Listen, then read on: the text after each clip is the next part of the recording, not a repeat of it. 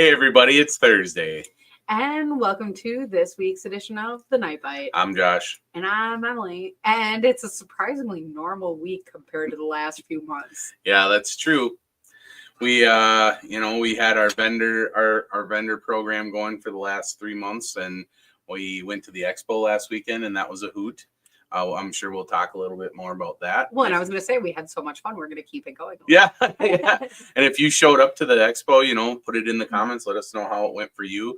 I think for us, it went pretty well. And we jumped right out of the expo scene right back into our normal work jobs this week. So we haven't even got to see the ice yet, but we have reports coming in of some good ice conditions. So we're excited for the weekend. Yeah, I'll be honest. The people who brought me these reports, I haven't ever checked ice with them, but I think that they're fairly reliable, right? And so I'm hearing around us anywhere between like 7 and 10 inches of ice, which is way more than I would have expected at this point, because the last time I checked, it was less than I expected. So I don't know, my gauge is all off this year. But the nice thing is we will get to go out this weekend and look at all of it.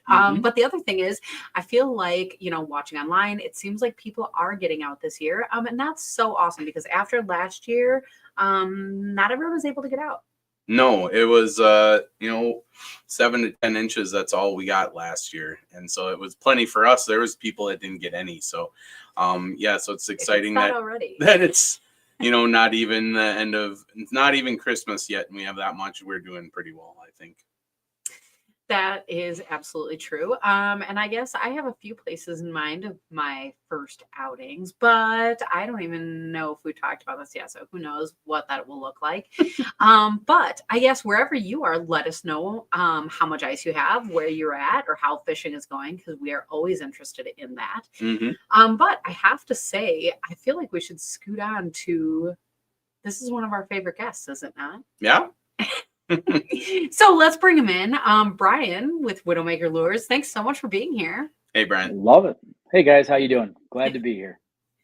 So I guess I was going to say, we know you a little bit. We've bumped into you a time or two. But in case there's anybody joining us that is new to meeting you, can you introduce yourself and tell us a little bit about Widowmaker Lures? Absolutely. Brian Oberfeld, my wife and I are the owners of Widowmaker. We've been doing it. We purchased Widowmaker in the winter of 2011, 2012. So going into our 13th year next year, what's kind of crazy is Widowmaker's actually been in business since 1985. So that would mark the big 4-0 next year. So we're excited for that. 40 years in business. Obviously, we've owned it a little over a decade of that, but it's been a lot of fun. We're a small family business based out of Iowa. Our specialty is ice jigs. However, we do have a expanding open water tungsten line as well that's been getting very, very popular. That's about it on this end. That's about it. When you see the line at the booth, people will tell you that is not about it. So I guess that is the question, is like, what keeps people coming back? I just think that quality, right? They know what they can expect out of us. We stand behind all of our products 100%. You're buying jigs from a jig manufacturer, right? Like we still paint majority of our tungsten here in-house. When we had the lead stuff, we did all that 100% ourselves. So you're buying jigs from a guy that obviously manufactures them, does all kinds of custom hook pairings. There's not one item we offer that's just stock from China. So you know that when you tie on a Widowmaker lure, you can rest in confidence that if that walleye of a lifetime or that pike or something grabs that, you have a good chance of getting him in.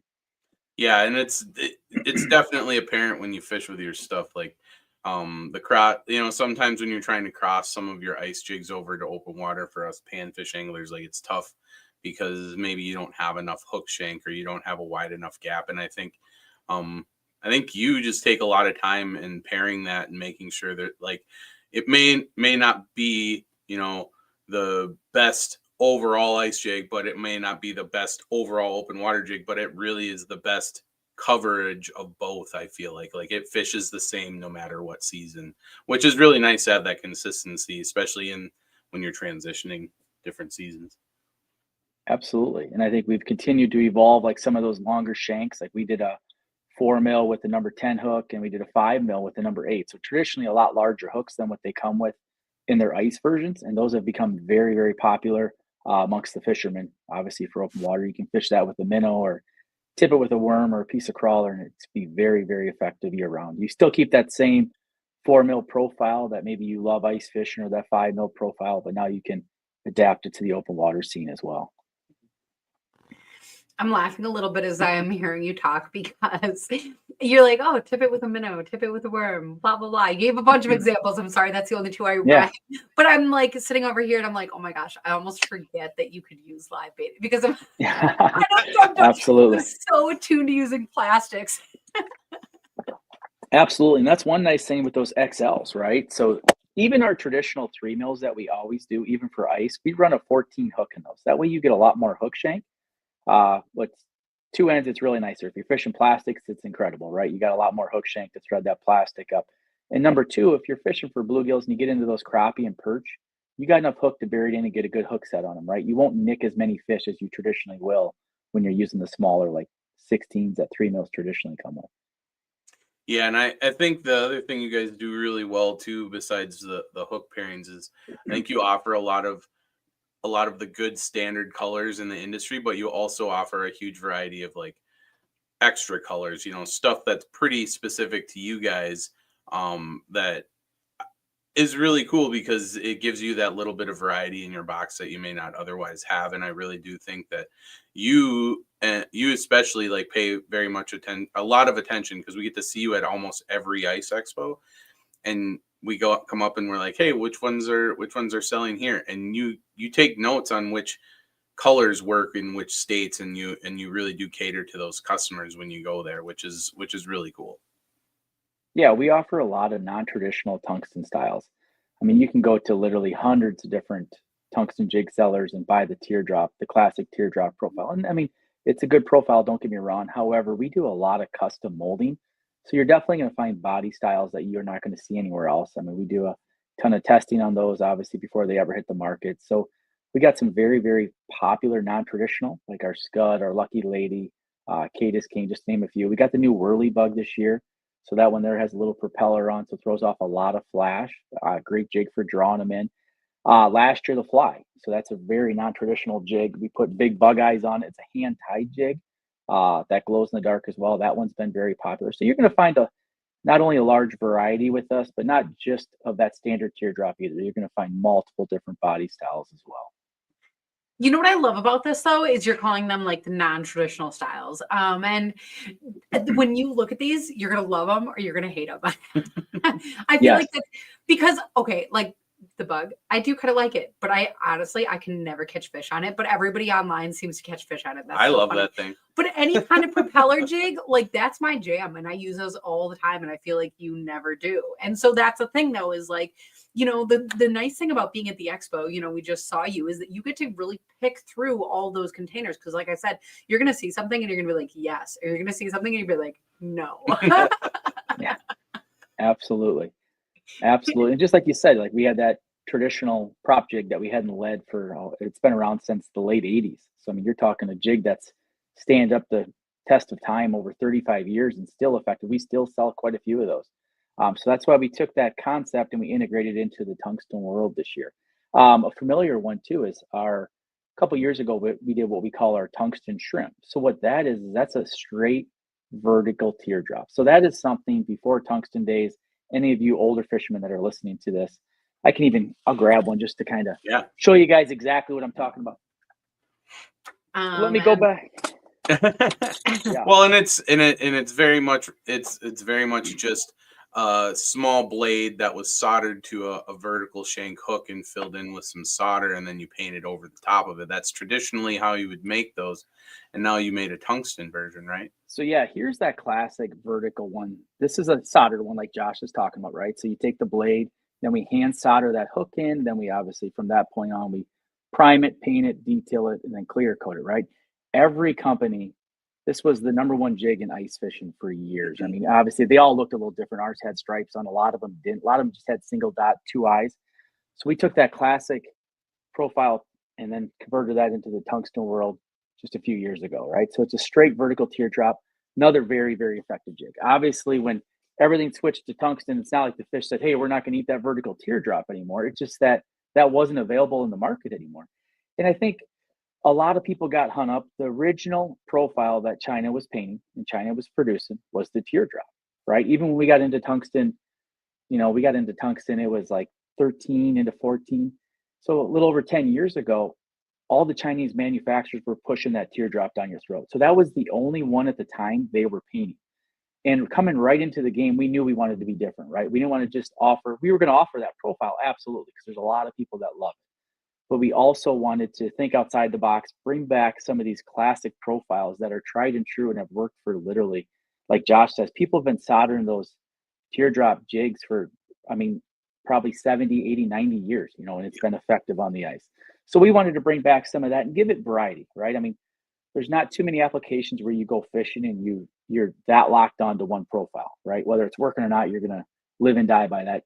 It doesn't matter if you're casting a spinner bait, right? Maybe person in the back of the boat's throwing a jig, right? And they're out fishing you 5-1. I mean, so you definitely need to think. And like Emily touched on too, is not every jig we're going to make is going to work in every application. Like a good example of that is our Scud missile, like on the Mississippi River, in any river systems, like that jig is absolutely incredible, right? Whereas I use it on my lake here, I like the Lucky Lady a lot better. That one performs a lot better. And like that fly Emily touched on, right?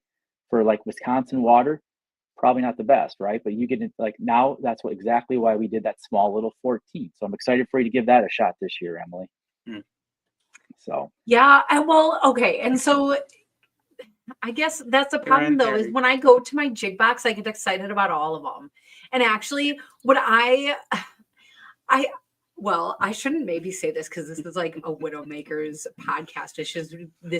I don't like the suitcase. It's too big for me. Everybody else in the world likes it. And so I think that's awesome. That's why I was like, maybe I shouldn't say this. But what I do have a hard time is organizing my jigs into the little boxes because then I never know where to start and what to pick. But I think any of these like little propeller jigs, this is one of the things that I've really gravitated towards in the past. And because here's why is like, I find a lot of times in winter, these fish don't want like a huge amount of movement, like this up and down jigging. I'm talking panfish and I'm thinking bluegills. I guess I don't even know why I'm thinking bluegills specifically, but so often. And when you can have like one of those propeller jigs, that propeller spins honestly so much in even that tiniest little wiggle. And so it's so nice. You can do just like small little jumpy movements, small little jigs and get so much action out of, the end of your line. And I think that's been really successful for me in the past. Absolutely. And that's kind of where we were going with that, right? So what's nice about that jig is you have nothing on the screen. You can get aggressive, especially if you're in a deep open, say if you're fishing an open water basin, the fish are roaming and it's pretty clean water. You can work that up and down 6-8 inches at a time. That little blade's going to spin like crazy, throwing off a lot of flash. But just like you said, once they come in, they get a little closer. Instead of spooking them with it, just slow it down. And even with a little movement, that prop's going to rock back and forth, throw off a little flash, and just entice them to hit it. And that's always been a favorite for perch fishermen. Like you said, the bluegill fishermen love it.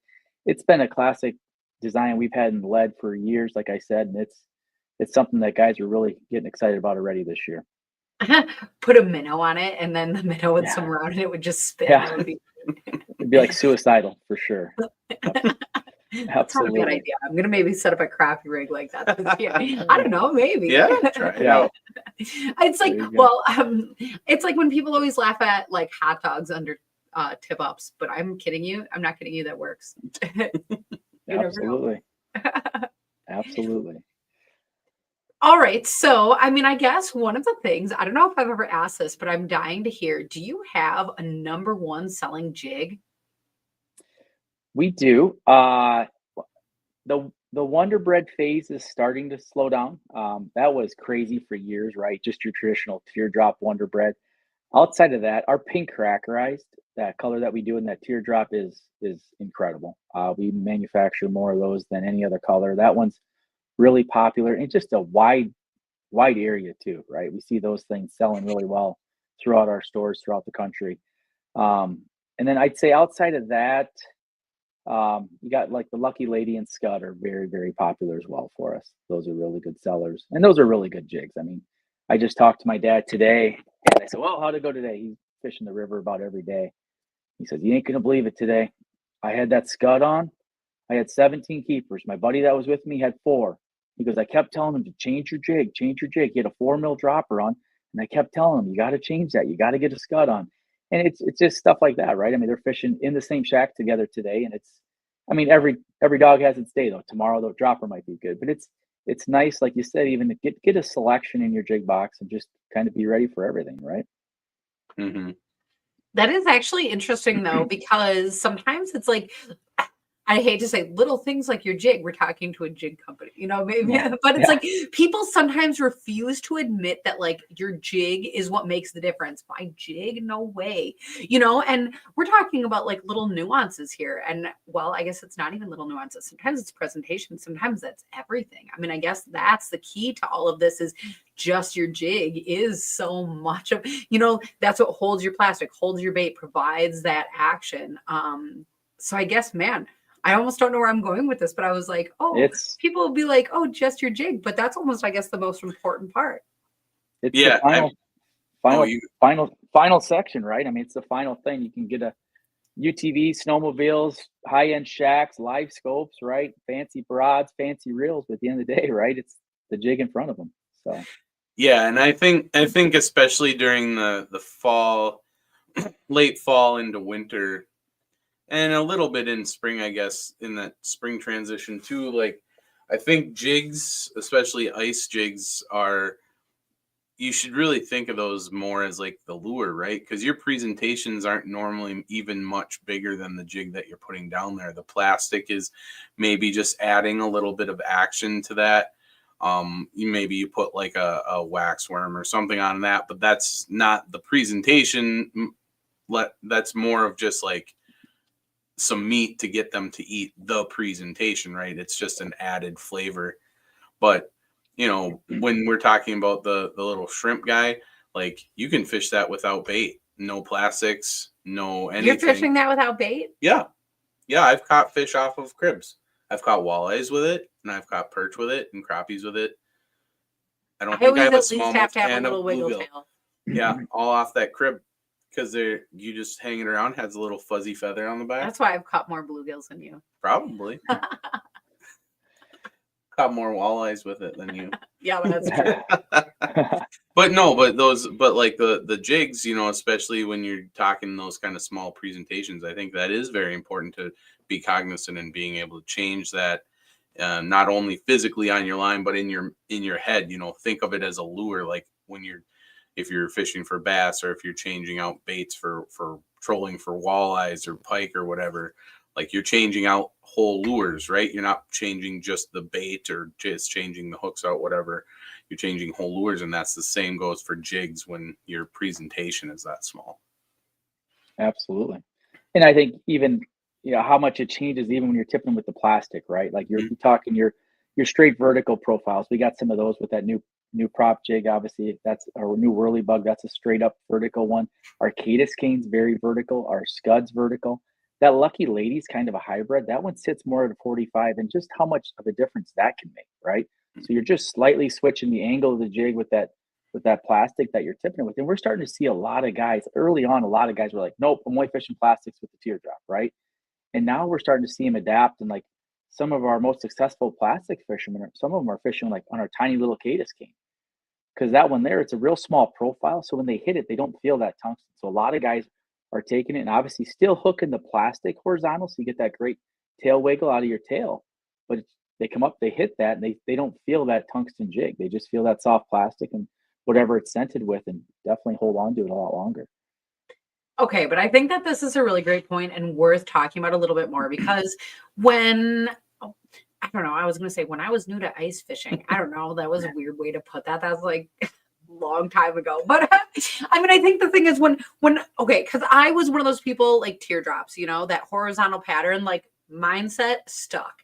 And then all of a sudden, like all of these or vertical patterns. And so I honestly did not know how to use these. And I started collecting them. I'm like, oh, this is cool. Oh, this is cool. I liked them, but I never know how to use them. And actually, I think it was the Ice Junkies. We were at an event one time and we were talking about how, you can still, exactly like what you're saying, you can still put a plastic on there. And so when you have that vertical jig, you can still have a horizontal bait. And so, I mean, I know that's what you just said, so I don't mean to reiterate that, but I think that's important because people forget that you can do things like that. I think a lot of people are out there just like hanging off a waxy or something. And you can get creative with that presentation. I feel like you're laughing. No. But I think back to, even Brian, you're talking about the lucky lady. And I swear to you, there's times in fall where I will use like a minnow type bait, maybe even a little bit too big for what you think would pair up with that bait or with that jig. But then you put it out there, and I think fish just think it's like a minnow eating a bug, and then they go in. I don't know, but I think that there is something about that vertical presentation that sometimes people like don't know how to use that, and so almost any way, like go for it. Yeah, absolutely. And one nice thing with that lucky lady is like traditionally when we're testing different hookup ratios on different jigs, is that hooks, like I said, it fishes at a 45, right? So you think about it when you're drawing in crappies, right? They're never coming straight up at it, right? They're never coming straight from the side. Traditionally, they're rising at about a 45-degree angle. So they come up and they're eating that bait hook first every time. I mean, it's a very, very effective jig. And another thing to think about, I don't know if we've ever talked about this on your show, is like the vertical versus the horizontal, right? So it just provides a lot bigger profile, right? So like that would be a horizontal bait, and then say if you have your plastic off the end, right? Now if you go straight vertical, when that fish is rising, that's what he's seeing, right? He sees a much smaller profile. It's a little tough with the camera, I'm not the best, but he sees a much smaller profile. So say if you do have that tungsten, you have that bait hooked off horizontally, he's seeing the action of that plastic. He's not seeing the whole profile versus a horizontal with say a 1 inch plastic. You might have an inch and a half, inch and 3/4 profile. It downsizes your profile, but still keeps you, using that favorite plastic, whatever your go-to is. The other thing that I wonder is I think sometimes with a vertical jig, people think that they won't pick up well on their Vexlar. But I think so often, we have to remember that it's about that density too. And so that vertical presentation, shows up just fine. Just because it's thin and tiny doesn't mean that you won't see it. Yeah, we've seen that held very true in the lead stuff, right? Some of our tiny little skinny vertical lead jigs are very hard to pick up, whether it be a live scope or a Vexlar or flash or whatever it is, right? However, like you said, with the density of that tungsten, even those vertical profiles pick up very, very well. Well, and it's funny that you said that because it's like you read my mind, and what I was going to say next is, I feel like a lot of people are really stuck in that tungsten mindset because maybe that's been a trend, I don't know, the last few years. But there are just times where you want that slower fall of something that is still a lead jig, and you do still have all kinds of options for that. Yeah, we do. And what's great about those is they're very, very affordable. I mean, I think people have kind of became now tungsten's become the norm. It's kind of the opposite of what it was 10 years ago. Guys that go on our website and they'll see ice jigs for $1.19, $1.29. And these are some effective baits, right? We've definitely killed off some profiles over the years, but we've kept a lot of our favorites around. And don't get me wrong, there's definitely a time or a place like Emily touched on. I mean, that slow fall of them jigs is absolutely incredible. And the thing there is, if you're fishing in deep water, what we recommend doing is put a small split shot, but get it away from the jig. Put it up 2 foot, 2.5 foot, right? So when you're watching that fall, you're going to see both of them go. And then what you're going to do though is once that split shot hits, that jig is typically going to fall slower. You're going to see that kind of pendulum swing down. And a lot of times you'll see your crappies, especially, flying up at it and eating it before it even comes fully set. I mean, it's a very, very effective jig. And what's funny is we were out, I don't know if I've told you guys this story or not. I was out fishing a brush pile locally here with my brother, right? And we're catching some crappies. We're doing good. But there was still fish in the brush, but we couldn't get them to bite or whatever. And Tim says, I'm going old school. I'm going to put on a Cadis cane. So he puts on our original Cadis cane with a single waxy and sends it down, right? And we're watching it go down real slow on the screen. Gets down there, not even down there yet. Here comes a big fireball, the brush pile, and hails it, sets the hook. He has the biggest crappie of the day. We've been fishing this brush pile for like 45 minutes, right? So it's like, did this one just swim in? Is this just a fluke or what? Gets it up. We're all freaking out, right? Get a beautiful crappie. Drops it down. His very next drop, another one, another 13-incher. And we're like, wait a second. We've caught 30 crappies out of this brush pile, right? We couldn't catch any more with the tungsten. It's just that slow fall, right? They're sitting there watching. It's super natural, right? You have a tip with the wax worm spike or some plastics, right? It can be very effective. Same concept. There was a big group of us. There was actually 8 of us fishing out in South Dakota a few years ago. And we ran into some trophy bluegill. I mean, these bluegill were all 10 plus inches, but they were very, very smart. They were that big for a reason. Everybody's trying it. We're getting one here, one there. And I dig in my jig box and I have some of my classic profiles in lead. And I have a tiny you guys have ever seen our ice slice, is what we call it, Mhm. in size 12. I mean, it is about the size of a BB, the body, right? And it's a two-tone body. I take that, two spikes, drop it down, monster gill, monster gill, monster gill. I have 6, and the rest of our group has like 4 combined. They're like, "What do you got? What do you got?" But then everybody's over, right? And they're all raid my box, and I think I only had like 3 or 4 of them at the time. So obviously, the first 3, 4 guys were lucky. Everybody else was kind of out of luck. Oh, come on, man! How do you not have more? It's like I can't carry 20 of every jig I've ever made in my box, but it was very, very effective. And it's funny because those same guys still go out there today. Every year, they make sure they got those just in case of an emergency. They need to go to them. So That's actually a absolutely. crazy story. I mean, there's a lot to be said about downsizing. I think that fish just always are more willing to bite something so tiny. I mean, sometimes when they're all fired up in that big presentation, sometimes that'll get those big fish. But like you were saying in your first story, I think so much has to do with like that action and that presentation, and especially for crappies, like that fall rate. And I don't know, that is just so fun that you get to, I guess, as an angler, like play with that. Because when you see those fish there, that's the puzzle. We fish cribs all the time and we're like, oh my gosh, there's fish though. Like, how do we get them? And so to be able to go through all of those different things, but it is funny that they expect you to have like 300 of Oh everything. yeah, Like you can't. yeah. You They're always raid my box. They break them off. They don't care. They're oh, you got more. You're all right. can't. No, it's always a good time, especially on trips, right? It makes it tough. It's not so bad we're out here locally. I can restock the next day, but yeah, you go on trips and they think you should have 15 of every spoon and every jig you've ever made, right? I'd have to haul the back of the truck full of jigs out just to supply everything. Yeah.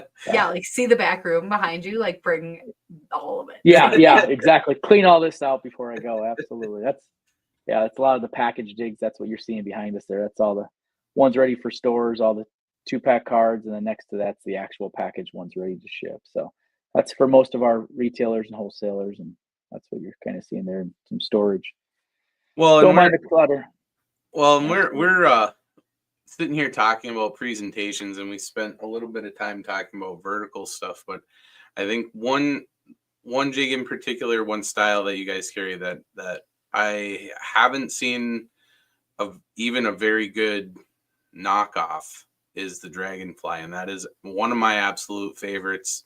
It's like a horizontal spoon almost, and for me it's one of my top producers. I have at least 2 sides, or I have at least one box just dedicated, one small box dedicated to just Dragonflies in my favorite colors, and then the rest of the boxes are just a mishmash of everything else. And I just like how that Dragonfly reacts to different profiles when you put it on the back of it, and it also has a very unique ability to be inset into the bait. I know that you have a tungsten jig specifically made for that, but with how the shape of the Dragonfly jig is, you can hook that a little bit deeper if you need to, just shorten up that profile.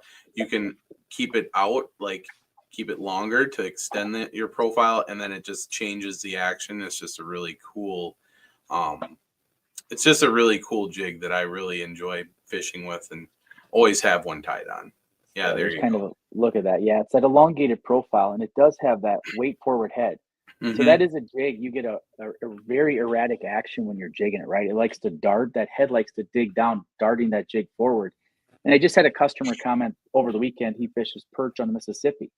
And he's like, I just love how I can pop that jig and it darts forward, then slowly falls back. He's like, that's when I get a lot of them to strike, right?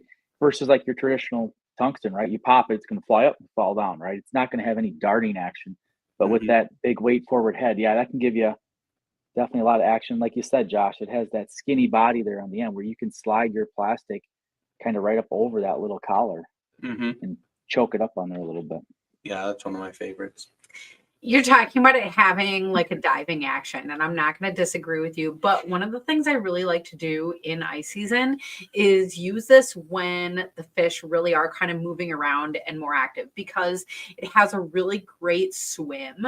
So if you put a minnow tail on it, like something even with a little bit of length, and then if you do like a pretty good jig, I just feel like this hasn't happened to me just one time, but like pretty consistently, like it'll swim like almost all the way around the hole. I don't know. It just, it has like a very nice swim to it. And so, you're right. You can use it. You can put tiny little spikes on the back, you use it all kinds of ways, little action, but it can also be that big action jig. And so that's a really fun thing to play with, especially because it has a great profile. When we're talking about, our graph, you really can almost always see the dragonfly. Oh, absolutely. Yeah, that's a phenomenal one, especially in the live scopes, because it has all that surface area, obviously on the horizontal side. So it definitely shows up very, very, very good on all your graphs, all your forward-facing sonar, your flashers, everything. So. Well, and you guys have paid a lot of attention to that one. You have some larger sizes. You have some. I think it goes down to does that one go down to a 14, or is that just that one just a 12? Yep. Yeah, so it goes down to a 12, and I even find myself just using that as a maybe a 10 as a cast and retrieve jig. In the summertime, a sniping jig. It's a really fun one to do that with the forward facing. It just works really well for that application. So, ice fishing, it's great vertical, but I also use it, to pitch around. Just a fun jig. Just had to bring it up. I just like it. Yeah, absolutely.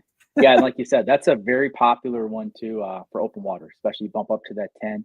We have it in our 12 traditional colors. Then we did spin off a glow series a few years ago. So you got your classic Wonder Bread, right? If you're a Wonder Bread head, you got that one, and then 5 other glows as well. And also, some of the polka dots are very effective open water as well. I always forget that you have colors in that because I always use that gold. So it's funny that's the one that you grab. Absolutely. No, absolutely. For sure. Okay, so go ahead. No, go ahead. I was going to say, I asked before if you have like a most popular jig, but I should also ask, when you were at the Wisconsin Ice Fishing Expo recently, was there a most popular Wisconsin jig like this past weekend?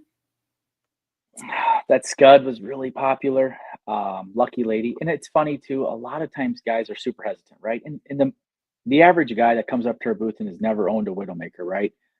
The first question we ask is, hey, do you have a lot of teardrops down? They're like, oh yeah, my box is low. That's all I got, right? So we're not going to fill them up with more teardrops, just painted a different way, right? We're going to say, hey, let me show you some of our most popular non-traditional styles. That way we can get them a little variety. And it's remarkable because they're always super hesitant. You get a guy, I mean, we do get guys that come up and say, oh, all I use is teardrops. It's like, okay, whatever, right? I'll show you all of our teardrops. However, a lot of times we'll get them to try maybe a couple Lucky Ladies, a couple Scuds, add to their arsenal just by building up. And the typical deal, guys buy say a dozen jigs, right? We'll get them 3-4 profiles to try out. Well, then what's awesome to see is they come back the next year and they're like, holy cow, that Lucky Lady was unreal. Now they're digging in. They want to buy 20 of the purple cracker eyes, 20 of the pink cracker eyes, because they were their go-to all winter and they couldn't find them. And it is really cool to see. And we see the same thing online, right? Like that Canis is just not a real flashy jig, right? That's definitely not a jig that's going to catch fishermen, but it's a jig. It always makes you feel good when the guys are ordering them and they're ordering 15 at a time, right? It's their go-to, right? He gets 15 golds, 15 orange, yellow polka dot, and 15, purples. It's like, okay, these are definitely his go-tos, right? This is what he loves. So it's cool to see that. And you see that a lot more, like I said, with those non-traditional body styles. At first, everybody's kind of hesitant, and all of a sudden they try them and they're like, oh, wow. Or like even that dragonfly, like I said, we had several people from Wisconsin, especially river fishermen, for them perch, right?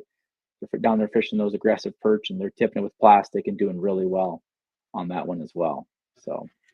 Well, that's actually kind of funny. I mean, I was going to say as a salesman, but as a fisherman, how you're recommending something else to accent their box. But I think the other thing that was in your favor is, and I hope somebody at home corrects me if I'm wrong, because I might be, but if I've heard about Lake Winnebago, I think it's a bug bite.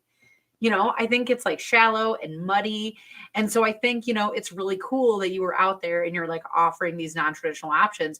But that's so often, so many of them are that bug pattern. And so, that's great to try something new, but I also feel like that's going to be the type of thing that's going to be effective in the area. So I don't know, that's kind of a neat thing for, I guess, the people around here, like that are new to Widowmaker. I mean, it's hard. We've known you for so long. It's like, how do people not know? Yeah. No, and you bring up a good point, right? It's like different bodies of water, those fish, it's whatever their main species is. And we've even seen that up on the bay, right? With all those whitefish, right? At first we were doing a lot of small gulls, now they're eating big gobies, right? It's completely changed. And like last year we did that fly. Emily says it's not a favorite of hers, and that's totally understandable. But then like out in the Dakotas, they love it because they can pound the bottom with that. When those perch are feeding on those bloodworms, that jig will always land hook up. It has a weight forward head, and that's what's awesome about it. You can be out there pounding the bottom for perch. It's always landing hook up. He comes up and you got a blood red glow in the dark, right? And he's feeding on bloodworms. I mean, he smashes that thing. We had a lot of good success stories last year on that from out in the Dakotas. They were like, holy cow, especially when the perch are. We all know when you're on a good perch bite, it can be incredible. But then the next day you might go out same spot and they're all over your flasher and you can't catch them, right? So that's when it really shines to have different options to throw at them, right? Have a arsenal. And we see the same thing like with our disco ball, right? That's another great one. When they're biting, throw that 6 mil disco ball down and get it down there as fast as you can and just pop them out like popcorn. But all of a sudden the next day they might be off. You might have to go to that 3 mil, a tiny, tiny little one with a single spike and just dead stick it, right? I mean, that's how finicky they can be when they're off, right? But they're still down there and they're still catchable. You just gotta obviously find something that they'll take. But they're down there. That's the problem. That's why They I never are. come back in. Yeah, absolutely. And I think all of our electronics are good enough today, right? That we can see them, right? It's not like back in the day, you think, oh, they moved, right? We're going to keep moving. Well, now with the flash art of all the different flashers out there, the cameras, They're right? still The there. live scopes. Yeah, you can see them all there. And I think that's what's really helping people adjust too, right? Like they're seeing that, oh, they're down there. Okay, they're not biting. Let's try something different. Let's just switch colors on our plastic, right? Okay, it's still not working. Let's try a different style, right? And just kind of work from there. And like we get a lot of new guys. I had one just today, right? He's like, hey, I've never ice fished before. He calls us up, and I mean, we love phone calls like that, right? He's like, what do you recommend? And he happened to be from Iowa, which was awesome. Obviously, I was very familiar with the waters he was going to be fishing. I said, hey, try this, this, this, this, and he's like, this might be the easiest phone call I've ever made to put an order. He's like, this is incredible, right? He was over the top. He's like, I'll be shouting your name from every mountaintop. So he was a super nice guy, and and honestly, it's no problem. Just give us a call, right? That's what we're here for. We talked to the guy and just explained, hey, here's some plastics, here's some live bait, and kind of gave him the rundown. And he was very, very excited by the end of the call. And he'll have his jigs in a couple days, and he'll be all fired up to get out in the ice. That's so awesome. That is awesome. I like hearing stories like that because we, once in a while we'll be out somewhere and people will be like, "Oh yeah, look at your Widowmaker boxes. I have one too." And so it's kind of cool to be able to connect with people over something like that. And I'm sitting here thinking Emily brought up the show a little bit ago, and I wanted to bring something up quick. We're in a pretty unique spot when we're talking about you connecting with people at shows. This is our second year of the Wisconsin Ice Fishing Expo, and this is a demographic that hasn't had a show with Widowmaker proper, I guess, for a long time, because there was a show early on in your guys' ownership of the company, and I feel like you were still getting kind of your sea legs under you, and now you're established. You've got a bunch of new stuff. How do you think did you have a lot of repeat customers from last year's Wisconsin Ice Fishing Expo come back this year and talk with you, or what do you think was the dynamic at the show this year? Yeah, I mean, first of all, it was great to see it last year, right? We did, like you said, you had mentioned years ago, we did that at the state fairgrounds, right? We did that Yep. show for 3 years, and it was great. We started kind of building that customer base, and like when you're talking to these people year over year, it's so cool to come back.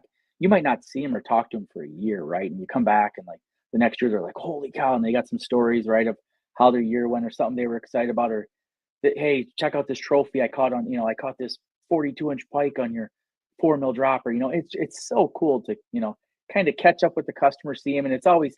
I mean, obviously names are very hard, but you remember faces, right? And it's like, oh, thanks for coming back. And they look at you like, oh, how do you. And it's really cool. I mean, it's a great opportunity to talk to them. Like you said, even having it the second year, we had a lot of very happy customers come back. Hey, I bought these last year. I bought a kid here. I love them. Now I got to fill in whatever I lost. And it's so cool. Those shows are to get with the people, obviously talk to them, right? You got that new guy that maybe it's never ice fished before, or the guy that has for years, and the only thing he's ever used is droppers. So, right, it's nice to talk to him.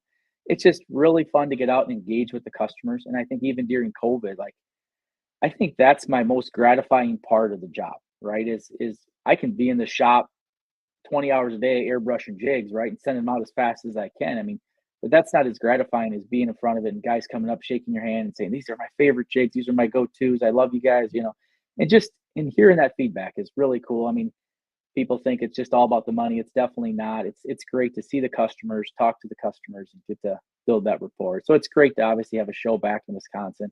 And this year was awesome. I think the bigger venue, obviously more space. It was really cool. I mean, at no point it was too crowded. I mean, that's the only thing is like we've seen some shows in the past, right? On Saturday, it might get super, super busy. We can't even talk to the people. I mean, that show definitely got busy, but it was great that we could always step aside and have a good conversation with anybody that wanted to. That's really awesome. I when we saw you towards the end of the weekend, we asked you guys if you'd be interested in doing the podcast afterwards, because all weekend we were meaning to stop by your table, and everybody that knows us and knows what we do knows that almost every expo we stop by your table and at least say hi, look at a couple jigs, you show us something new. And we were unable to do that this year. You were so busy at both of the shows that we went to, so we had to talk to you, get your experience, get what you were experiencing at the shows, kind of touch on some of that new stuff. So it was really nice that we get to connect after you guys being so busy. And it's awesome. We love walking by your table and seeing not only the customers so happy, but you and Mandy and Tim and everybody that's helping you guys are just so happy with all the customers, because it's just such a fun table. It's like a little candy booth. People are just picking out stuff from all the cases. It's pretty awesome. Yeah, we really enjoy it. Like I said, it's great getting out there, get back in front of the customers, and obviously talk to them and share stories as well, for sure. Well, I also have to ask, sorry, this is on a different topic. I mean, do you guys have ice down in Iowa right now? So we're kind of in a weird spot. Like I talked to my dad today. He's up in Dubuque. He has 7 inches, right? But here we got ice on it. It's pretty waterlogged right down. I'm down by Iowa City, so just an hour and a half south, right? And it's just he's getting enough of a base to build up there that they can withstand, a warm day or two, right? Whereas down here we're just not quite there yet. But anything Dubuque, Guttenberg, they're hitting the river. They're doing very, very well up there. So at least it's close enough that, my son's off school and he's been really antsy. Obviously, I've been at the shows the last 2 weeks, so he's really antsy to get out ice fishing. So I think he starts Christmas break after tomorrow. So we're going to get him out. Probably going to have to shoot up to Dubuque and maybe fish with Grandpa and maybe his Uncle Tim. But he's very fired up about it. So he's excited to go this year, and it's fun to see. That's for awesome. Sure. If you need to come farther north, we have plenty of ice up here, I've heard. Yeah, that's what I've heard. Absolutely. No, for sure. No, we're excited. Get back out there for sure. Okay, so we talked about all kinds of stuff in this episode, and the funny thing is we barely even scratched the surface. So a lot of times we will take the website and post that in the comments, and it looks like Josh he's going to do that right now. So for anybody who's watching, you won't even have to type in the website. You'll just be able to click on that link, so that'll be there, because there's so much to see. And I have to ask also, if people are still doing Christmas shopping, can they still place an order and get that in time, or have we passed that marker? No, we're good. If they get it in tonight, we'll still kick it out tomorrow. I had a customer from Wisconsin called today, said, "Hey, I dropped the ball. My son really wants one of your kits for Christmas. Can we still do it?" And I plugged it in, and that was out of Wisconsin today, and it was supposed to get there Saturday. So again, yeah, if you get them in tonight, we'll get them out tomorrow, and you should still have them even in the Wisconsin area Monday or Tuesday. So you're getting close, but definitely get it in, and we'll get them out right away. One thing I want to touch on real quick is just the open water products. So we got a couple products. I know it's not like the time for that, right? We're all excited about ice, but we have a couple open water products we actually just released about a month ago that we're very excited about this upcoming season. And I just want to kind of show your viewers, maybe get some guys that are panfish heads in the open water too. So if you don't mind. Oh, there they are. Josh is right there. Exactly where I was going. The tungsten bugger. So that's a very, very natural multi-species bait. Anybody that's familiar with fly fishing at all knows the woolly bugger. It's been one of the most popular universal flies for a long, long time. That's kind of what we base this off of. So we paired it with that tungsten head and then obviously a very natural body. What's nice is we paired this one with a very heavy duty. That's a 2X Mustad Ultra Point hook. So what's nice there is even we're already starting to see it, right? The steelhead guys getting into this, the salmon guys, the trout guys. That hook's not only going to catch all your bluegills for you, it's also going to catch any bass or salmon, steelhead. I mean, just an absolute awesome multi-species bait. This one was a ton of fun testing. Fishing it, I like to fish it just like it is, pitch it like that, kind of pendulum swing it, real slow fall on a long rod. My brother, however, he likes tipping everything with beads. So he was fishing it with pieces of crawler and worm and doing very, very well as well. So we did that in 6 colors and then 3 sizes as well. So that's the smallest, 64th, and then we have it in a 32nd and a 16th. But that bumblebee is unreal. Obviously, that olive's very good too. That's my personal favorite. That little bumblebee right there is very, very fun. That's a great little jig. Bluegills, crappies. I don't know if I'm going to be able to wait till open water to get one of those wet. I feel like I'm going to have a decent amount of luck under the ice with that thing. I'm pretty excited about those. Anybody that knows me knows that I like tying stuff and I like buying tied stuff. I like messing around with crazy stuff, and that thing is going to be awesome. I can't wait to use it. Yeah, there's another one that's pretty fun. That's something we've been working on for like 2.5 years is this tungsten underspin. So you can see we did a drop wire down to ball bearing swivel, and then we did a Indiana blade. So it's kind of a hybrid blade. What's nice about this is it's actually a slower fishing bait. People traditionally think spinners, you got to buzz them fast. This one here is not. This one here, you fish it real slow. It's going to spin at under a mile an hour. So great little bait. We make it in 5 sizes. They're 32nd all the way through that big 3/8 on the bottom. So literally your panfish all the way through your walleye, your bass, your trolling stuff. Great, great jig. You take that 16th ounce there, you pair that with like a 2-inch plastic. I mean, you talk about a very good profile, for obviously casting, something like we were testing. I was pulling behind the boat over the weed beds for crappies. It was a phenomenal bait. That's a fun little bait. The river fishermen, what's nice is that blade spins easily enough. Like even this fall, guys were fishing that 3/8 on the Mississippi River, and just the current was getting that blade to spin, right? So tipping it with the bigger plastic, throwing a minnow on there, and then jigging it down there along the dams, and they were doing really, really well. Obviously, your interior rivers, you can bump down to that like that. We make an 1/8 ounce with a 1/0 hook, so we can still get that 1/8 ounce for those interior rivers, but still have that really nice heavy duty walleye hook on that as well. So that's another bait that truly should probably be a must in everybody's tackle box. Give that one a shot this year. Yeah, that's going to be a fun one to be pulling around in the springtime, early summer. That's going to be fun. Yeah, absolutely. So there's some of that, and then obviously you can see some that favorite one. There's Emily's favorite. Yeah, and then that go to that Panfish Series jig head. So that's one we just did. This is kind of a neat little jig. So it's a 1/16 of an ounce, and then we paired it with the number 8 hook there on the left. So that's more your bluegill, right? You tip it with a 1-inch plastic or a piece of worm, and then next to it is your 16th ounce number 4. So that one there fishes your 2-inch plastic's phenomenal. Whether it be a little finesse tail, a little curl tail, that is a great, great jig. And then next to it, we got a lot of requests for just something slightly bigger for your guys that are obviously fishing deeper water crappie. Is that 1/8 ounce with that number 2. Again, fishes a 2-inch plastic good, especially if you're going to be out spider rigging them or live scoping them. It's going to show up even better. Got that little wire keeper on there. Again, paired that with that same Mustad Ultra Point 2X hook. So that hook there is going to withstand. I don't care if a muskie bites onto that, you're going to be able to handle them on that. I mean, that's just a fun little jig, kind of an all-around multi-species jig as well. So yeah, they do glow in the dark. So we did that obviously for the ice guys that wanted to use them for walleye, and we've seen some of that. We actually had a customer from Canada came down to the St. Paul show, bought some of these, calls me up just 2 days ago, and he's freaking out. He's like, "This thing's unreal." He's like, "I'm using this 1/8 ounce number 2 and catching all these walleyes at night." He goes, "I want to order 50 of each color." I said, "There's one problem. We can't ship to Canada right now. There's a Canadian postal strike, and we're not allowed to ship to Canada." And I broke his heart, man. This guy's fired up on this jig. He came down. This guy flew down to St. Paul just to go to the show, right?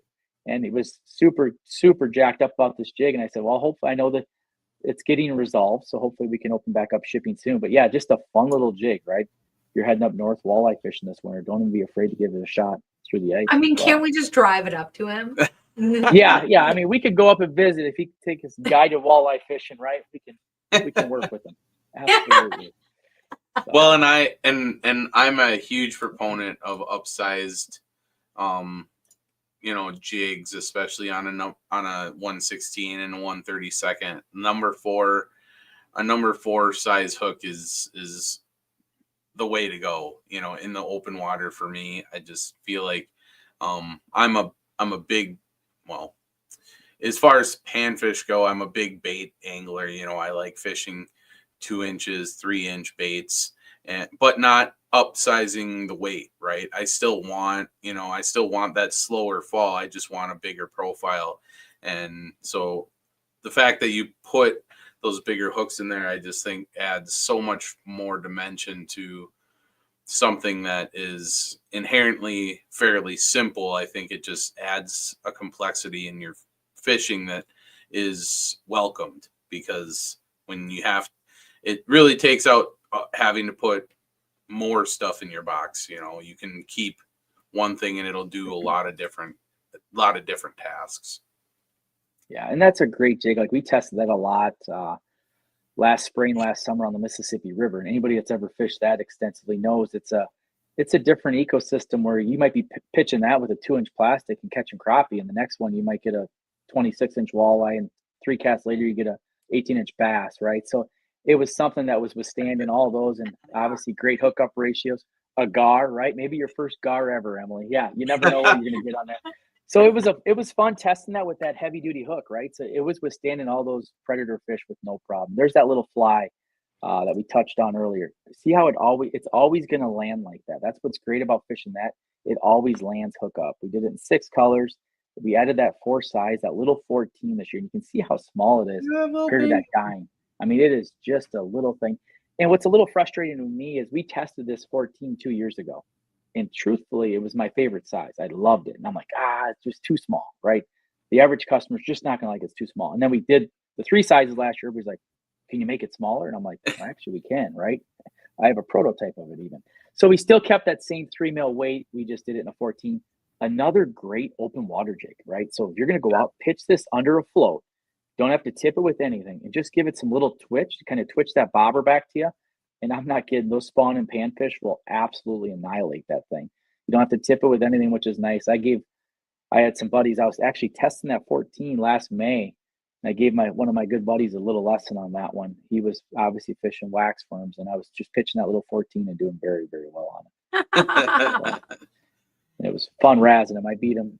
We had a race to 25, and I beat him by 1, but he was using live bait and I wasn't using any bait. So that was kind of cool. That's awesome. That is actually Absolutely. awesome. Yeah. Nope, there's the site, guys. Absolutely. We appreciate everybody's support. Like I said, we're just a small family business out of Iowa. So every order you guys put in, I mean, obviously I see it firsthand. We kick it out usually the next day, and we appreciate it, guys. So we don't manufacture any plastics. However, we offer several plastics from different people in the industry. We have them from literally 6, 7 different brands. So we might have your popular, maybe your favorite go-to plastic, and we kind of do that as a convenience to our customers. So you're going to see some from Panfish Plastics, Ice Junkies, right? I mean, you're going to see Freedom Baits on there. You're going to see Drastic Plastics. Like we kind of take their top sellers and throw them all on here at once, and kind of help our customers out if they're looking for quality plastic to pair their jigs with. And that's pretty awesome that you're not only helping your other peeps out in the industry, but you're also giving the customer somewhere that they can come and hit everything all at once. That makes it really easy.